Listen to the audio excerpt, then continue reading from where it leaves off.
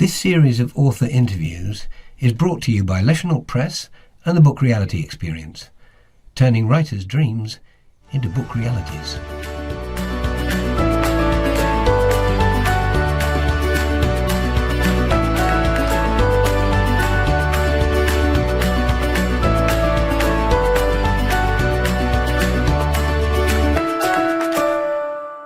Hi everybody, and welcome to another of Book Reality's Interview with Authors. And today we're joined by Robert Horne, author of Made in Cambodia. Hi Robert, thanks for joining us. Hi. So tell us all about yourself. Who are you? Where are you from? And what did you do in life? All of life, that's easy. I'm from Adelaide. I was brought up in Adelaide. I'm sitting here in Mile End, Adelaide, South Australia right now. And I grew up in the suburbs, and I took up reading at a very early age because I had a mother who had sets of classic books that were placed in the living room, and I was encouraged to read, and I did. And I went to a comprehensive, good quality comprehensive high school, Adelaide University, did a BA, and went travelling, and travelling has always been a huge thing in my life. Travelling and writing, they were the only two things that I ever really wanted to do seriously. Working as a middle manager in the public service was something that I did do sort of seriously for 18 years. And then I topped off a BA that I had from the 1970s with a diped, and I became a senior secondary teacher for about 16 years, so off and on. So I taught classical studies as well as English, mainly more classical studies, which is nothing to do with Mozart and Beethoven, but some people think classical equals classical music. It's not all like that. It's ancient Greek society and culture. And I did like Athens and Sparta, the contrast of the cultures there, which is, to simplify it all, democracy and totalitarianism, incredibly relevant to the 20th century and beyond, and also Homer's Odyssey and Greek drama, tragedy, Sophocles and stuff like that. Then, I did an MA in creative writing at Adelaide University during that, or 15 years, 20 years ago. And then I did which gets into our point, I did a doctorate of creative arts at the University of Technology in Sydney, which was a writing which ended up with the novel Made in Cambodia. So that's it's a very esteemed academic career, especially within the Greek classics, to come from that. To move your way forward to write a book which is not a Greek classic, but in set modern times and modern multi-cultural romance novel, really, set against a backdrop of cultural and social upheaval. That's a leap from Sparta and Greece. Well, I did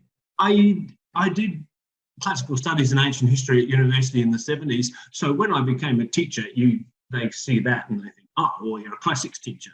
And so I got a job as a classics teacher at a Catholic girls' school nearby. And then I had to go back over 25 years and say, oh, the Odyssey, I better read that again. I can't remember much. So you sort of relearn those things. But in Cambodia, I found so many similarities. I mean, I became hooked on the ancient Greece all over again. And I did ancient Greek religion at that school, and the Cambodian religion with ancestor worship and having little shrines or spirit houses, as they call them, in every house and outside so many shops and hotels and cafes and all that sort of thing. Religion is so similar to ancient Greek religion, where they did the same thing, and they believed that ancestors could influence happenings within the house today, tomorrow, and that they had to appease and welcome the ancestors and put out cups of, well, coffee now, but in those days, something else, little cakes and drinks and things like that, to keep them happy and know that they were remembered and still loved and all that sort of thing. Exactly the same thing happens in Cambodia today. So I did see some parallels in Cambodia, but the book started in Vietnam when I just saw, and I know this was one of your questions, the provenance of the book. I saw a bloke who I judged to be an Australian, or maybe around 30, getting off a bike in front of me as I'm walking up the street, going to an ATM, getting his money, getting back on the bike. He's got a girl there, a woman, a Vietnamese girl. This was in Hanoi. And they just looked so comfortable together, just so naturally happy. I was sort of heartwarmed by it. And they rode off, and I just couldn't help but keep wondering about them. Where does he come from? I think he's an Aussie. What's her social class? Obviously nicely dressed and educated, so you can guess the social class there. But I kept wondering about that. And the next year, my partner and I started from Saigon and went through Cambodia.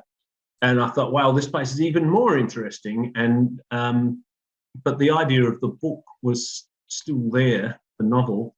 So the year after that, I went back and for 3 months and started talking to people and getting their stories. And there was one person that I got to know quite well, whose family background story is essentially Mali made in Cambodia. I used it. All the stuff in there about her having 9 siblings, and the last one was a boy, and they kept going. They had 7 daughters in a row before they got the boy they wanted. All that's just totally true. Made in Cambodia, though, wasn't your first foray into writing books, was it? No. 22 years ago, I did a professional writing, TAFE level sort of course, but I started writing short stories back there, and I had a book of short stories published in 2004, and in 2013 I had another book of short stories published, some of which came out of the masters that I did. But also at that time I started reading, I did a review of a book called Ochre and Rust by Philip Jones, who is a big wig at the South Australian Museum, and it was about frontier conflict objects in Australia, all around Australia. And there I got hooked on a chapter about South Australia and a shield, which was the frontier object from which that whole chapter sprang, and the stories of some of the early colonists and their interaction and their very close interaction with the Ghana Aborigines here, and William Cawthorne in particular, who was a historical character who the Ghana chief wanted to initiate to his tribe. He'd been brought up in South Africa, had no fear of black people. They were more friendly to him than the colonists were, who saw him as lower class, and that's what Adelaide's like. But so I got interested in that story, and that's where I started writing. I wrote a full draft of what became the novel, The Glass Harpoon, before I went to Cambodia and did all that stuff, and then did the doctorate and rewrote Made in Cambodia, or expanded it a bit to be fully publishable. In a doctorate, you only get 70,000 words to play with, and it had to be plot, plot, plot, plot, move along all the time, and there wasn't enough interior stuff. So I added another 13 or 12,000 Excellent. of interior work afterwards to explain, to get you to understand those characters a bit more implicitly, rather than allowing people to read in. Yeah. So they actually build the character out to be a full three-dimensional character rather than just moving the plot along so quickly that you don't get to know the characters and where they come from. Yeah, there's a scene in Made in Cambodia, only 20% or so of the way into the story, where our character's sitting in a cafe, pizza bar. And this is straight from something that I did. I sat in a pizza bar one night, and it's in the book. Across from me, there was an Aussie bloke, a stoner. Obviously, there's a type there. They go to Cambodia for the cheap weed, and they meet. Then this guy's obviously met a woman, and they're a family, and there's two boys, two cheeky little lads, about 8 and 9. And they were crawling under the table and coming over and waving at me and all this sort of stuff. And then they got up and they left and they went out the tuk-tuk. He's sort of dreamy-eyed and she's together drinking wine fast. And I thought, well, they are a family. And in the novel, the guy is thinking about, he's met this young woman and he's thinking about the possibility that it's not possible, to join a Cambodian family. And then here's this bloke who has, right there in front of him, and he's sort of, if he can do it, why can't I? But my supervisor at the university said, "Oh, how does this advance the plot, Robert?" I said, well, it's all psychology, Oh, no. He made me cut it out. And it was one of my favourite bits. So, of course, that's the kind of thing. When you get back, right, it's my book now. I've got my PhD. I'll put that back in and I will add in things like that which make it more complete. Yeah, and it just fills the plot out to be a more wholesome experience. Now, the other thing is that Made in Cambodia wasn't your last book. What happened with your most recent book? Good that you asked that question right there, because I was telling you the story about how the other book, the South Australian historical novel, started. And then I did the doctorate and Made in Cambodia. And when that was all done, I went back to the Glass Harpoon, which I'll explain the title in a minute, but it was linear. It was start A to Z time frame, and all the first half was in Adelaide, and there's my hero and his friend Cawthorne learning about the Aboriginal culture and witnessing affrays between tribes and things like that. And the second half is all set in the north, and all the action is there because my character, who falls in love with the Aborigines, really, and with the Ghana people and their incredible culture, has to go and join shooting parties to clear Aborigines out of he and his brother's new property. So it was a bit lopsided, in place and style. So I've started it in the middle and broke it into 9 parts so that it ended back in Adelaide after What Happens, Happens. So that involves some rewriting, and also I'd written it in a real Victorian language, and a couple of people who read it thought that was a bit too foreign sounding, so I took 70% of that off and just left it in the dialogue, watered that down a lot and made it much more readable. So that novel, I entered it in the Historical Novel Society of Australia competition last year and made the last 9 out of 115. So it went fairly well. I mean, fairly well. You got onto the long list and then onto the short list of one of the most prestigious historical awards for literature in Australia. So that's better than fairly well. I think that's understatement. Well, it is the top historical novel award, and I think it's the richest genre fiction award in Australia, i.e. after the Miles Franklin.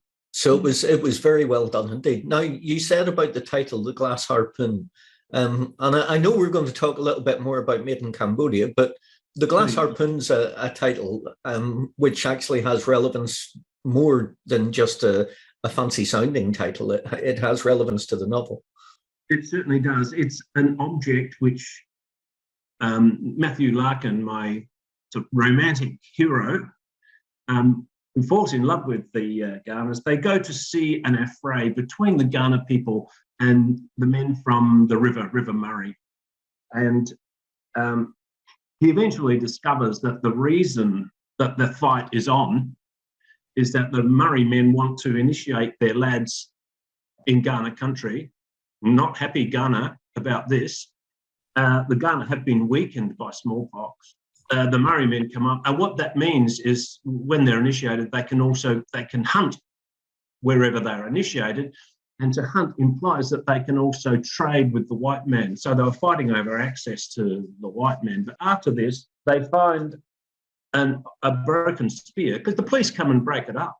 It's against the law for the Aborigines to fight, and it's not against the law for the white men to fight, but they come and smash everything up, all the weapons, which they've spent a week fashioning.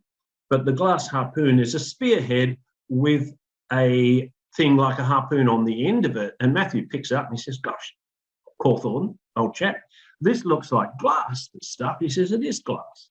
He said, how'd they get glass? Well, they get glass from the white man. They love glass. It's sharp.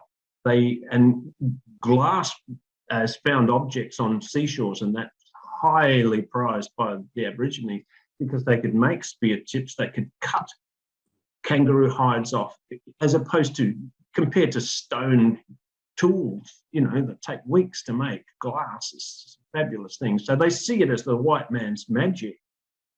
And they put it together with native twine and resins from yucca plants and such like that. So it's a hybrid object. And Matthew, it symbolises the fact that they can live together, the white man and the Aborigines. He's one of those who believed it was possible. And there were a lot in Adelaide who believed it was possible. There were humanitarians all over the place in Adelaide, and there were also pastoralists who were here for profit.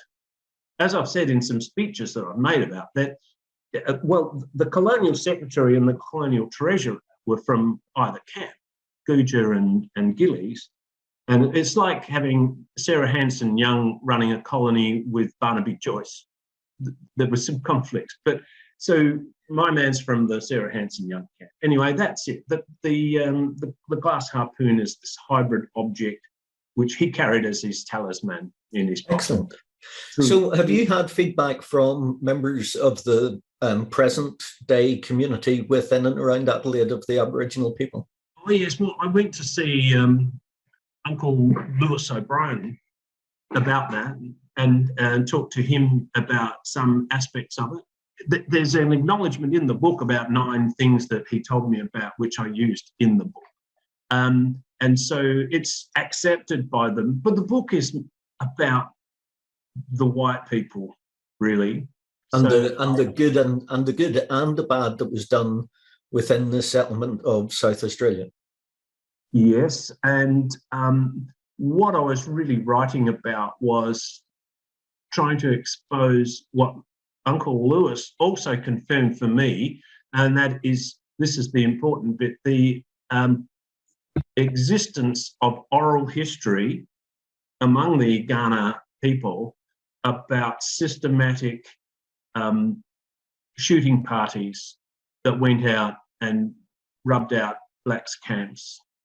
I've also had oral history given to me by a bloke that I know who is a descendant of a pastoralist family, very well-known pastoralist family here. Then he told me that blokes came around on Sunday mornings and rode out and with the shotgun, 7 or 8, and cleared out a blacks camp. I read the history written by a family member of the family here, South Australia, and she said when the boys came to the property, there were 500 blacks. 10 years later, there were none, and that's the sort of reportage that you get. It's sort of euphemistic and deflective, and that's as close as she would get. This was written in the 1970s when there was a bit more awareness of these issues. I mean, it's more than vital that we make sure that that history is known to future generations as to what actually happened and how it took place.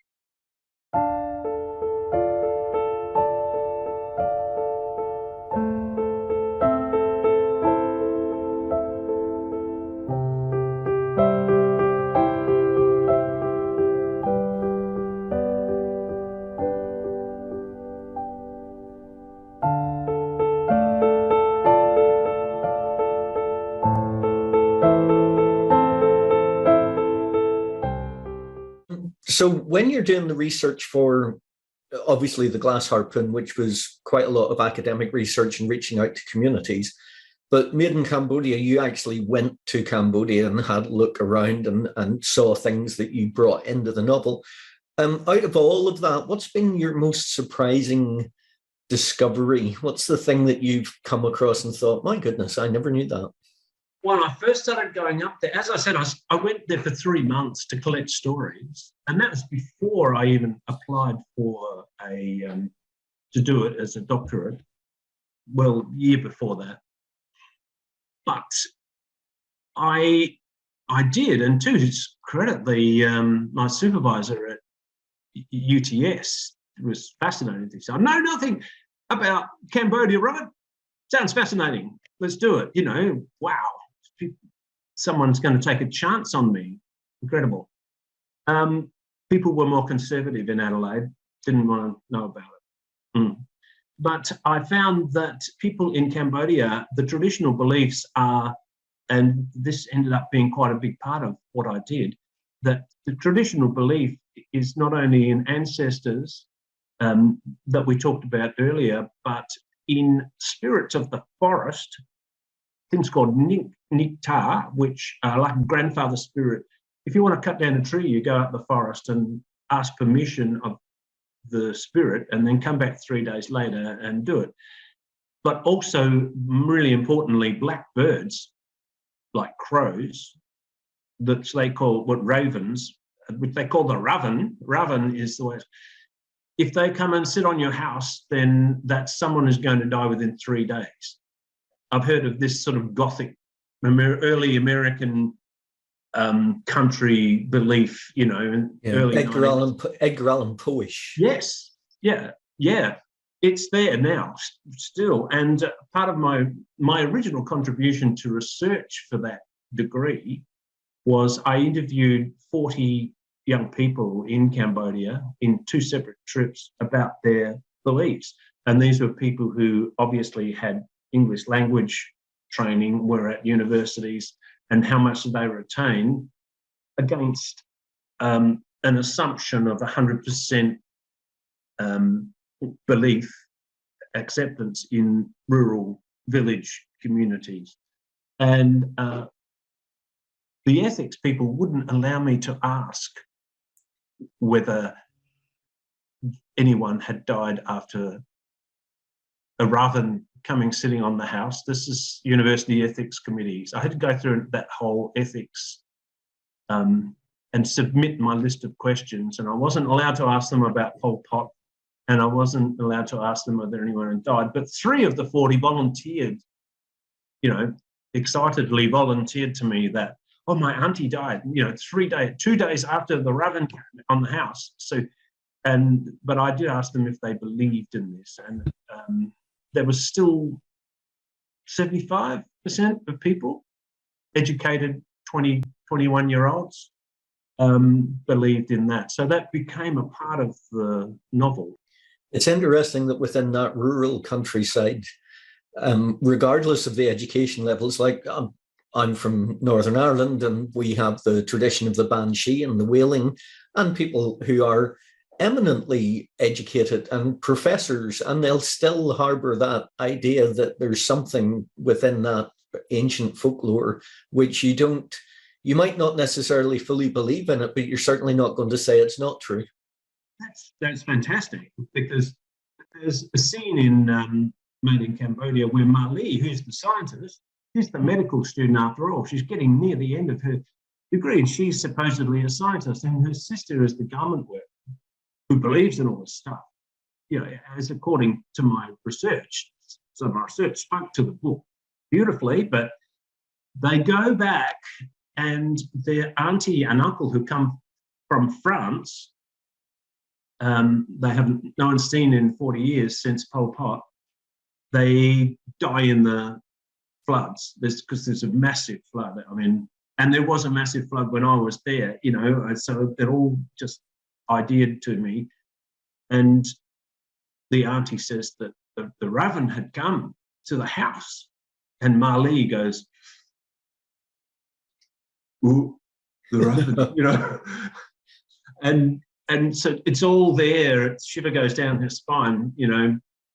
Yeah, exactly as you say. There's education there, but the belief back here or somewhere inside you is still. Yeah, it's an intriguing thing. Now, we've spoken at length about your writing. What do you do when you're not writing? What's your hobbies and interests?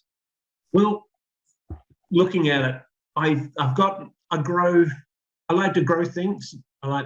And I grow my own food to a degree, you know, capsicums and eggplants and chilies and spinach and all of that kind of thing. I love to do that. And sometimes when I've been away out of the country, what do I dream of? Yeah, the garden. So that's a real hobby for me. And also cooking. I cook every night for myself. And apart from that, theatre and films, all pretty normal things, but I like to grow my own food out there and make a ratatouille or something like that with all homegrown ingredients is satisfying, and it's also healthy. No. With regard to your books, I mean, you've been applauded for the Glass Harpoon in the award. What's the best feedback that you've ever had for any of your writing?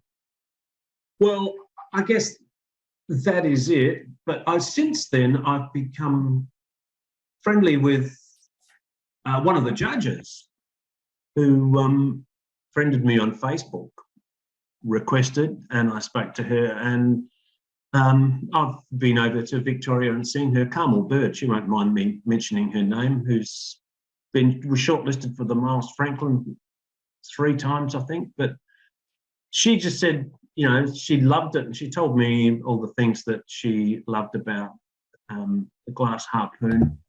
And so that's probably the highest ranking, you know, bit of good feedback.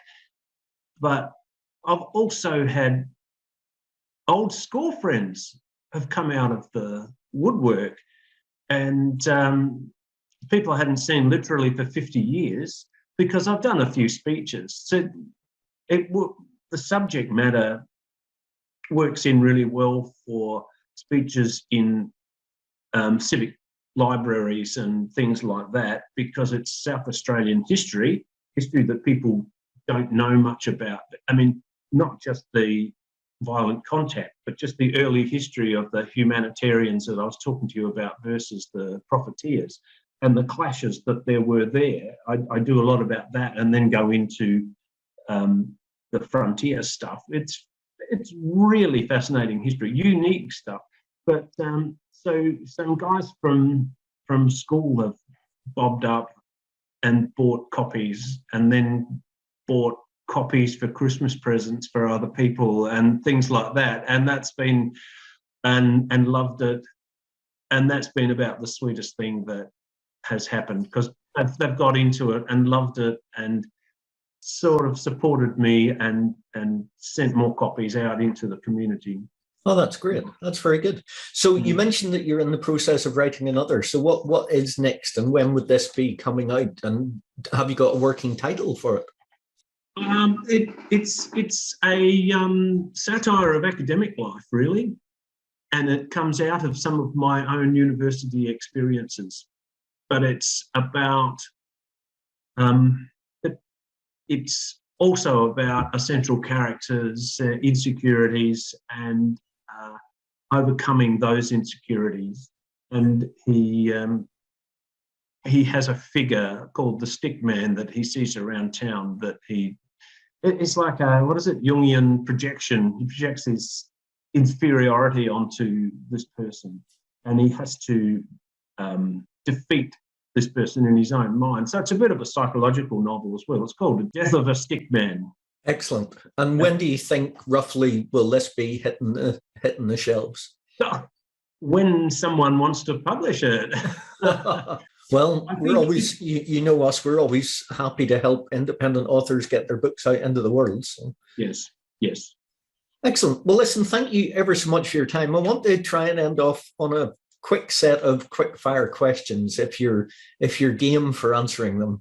They're very trivial, but we'll get a little Jungian projection insight into you depending on the answers, we hope. Are you okay for this then? Yeah, go. Okay then. Robert Horne, what is your favorite book? Don't know. I used to always say the Brothers Karamazov to that. Next question. What's your least favorite book? Gosh, book that I hate. There must be a fair few that I haven't read. I'm sorry. Next one. What turns you on? What excites you? Great writing that's not overwritten, but good, simple writing that reveals its complexity as it goes along. And I'm thinking of maybe Haruki Murakami's Wind Up Bird Chronicle. Okay, so conversely, what turns you off? Too much action, I suppose. I guess it's the psychology for me and the characters. So cardboard characters and too much action. Summer or winter? Yeah, I'm an autumn man, but I don't mind winter. Okay. On a completely free day to do anything you want, who do you spend it with?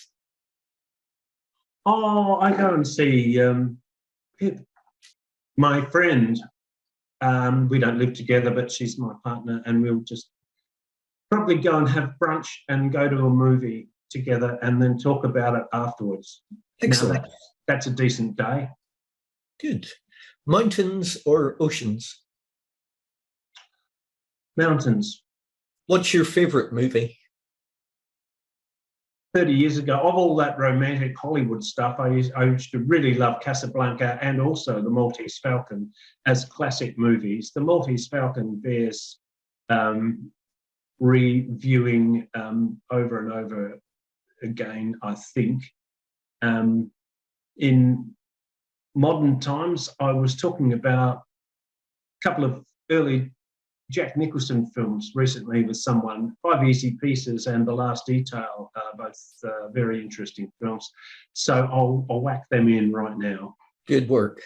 If you've only got one song or piece of music to listen to for the rest of your life, what would it be?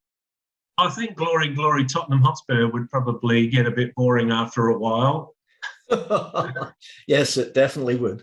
Very quickly. I don't know. I don't think I've been a bit of a punk rock fan actually, but I don't think I would listen to the Sex Pistols' "God Save the Queen" over and over again either. But I'd have to think about that one. They're two good choices though for if you had to, but I think they would drive you quietly insane if you had to listen. Yeah, that's right. On repeat. A torture session in Guantanamo Bay with them on a loop would probably would be very effective. Who makes you laugh the most? I quite like the old style gag comedians, Rodney Dangerfield and Henny Youngman. Very good. What smell do you love? Coffee beans are pretty good, and and the other day we were out in the morning. We went to a bit of a charity walk down on the river here, and there was hot oil. Someone in a van was making hamburgers, and that came over all right. Nice. And what smell do you hate? Shouldn't say. Okay, we'll move on. Other than the professions that you've done, what would you like to have attempted? When I was a student or deciding what to do with myself after school, it never, ever, ever occurred to me that I might do the law. And a friend of mine from school that I shared a house with did, and the sort of study that was involved with that seemed a lot of memorising case studies and things like memorising, the sort of thing that I don't like to do because it's critical thinking and creative stuff that I like best. But I would have liked the challenge of getting into a law court and arguing for something, if you could ever get to a point of arguing to something that you believe in. But lawyers often argue for things that they don't really believe in, but that's just another complication of life. And what profession would you not like to have done? I don't know, it'd be a love-hate thing with the law. I mean, I could easily make a case for that. You know. So lawyer for wanting and lawyer for not wanting. Okay, then, and we'll end this off with, if heaven exists, what do you want God to say to you when you get there? Good effort. Good. Give it a fair try. I've changed occupation and so on through life.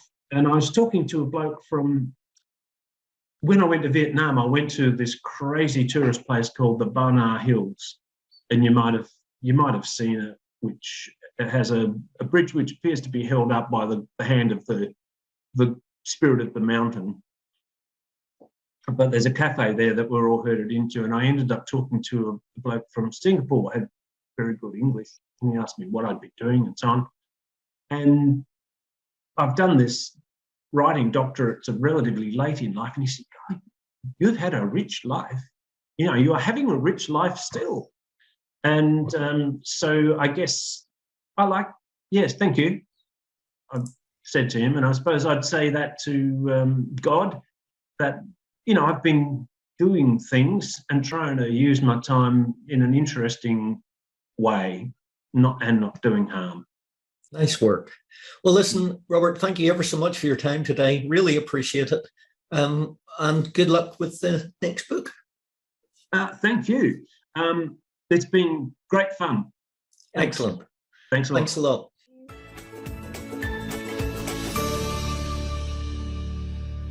Hi, thanks for watching this video. If you enjoyed it, please give it a like and subscribe to our channel for more readings and author interviews. And don't forget to hit that button to be notified every time we post new content.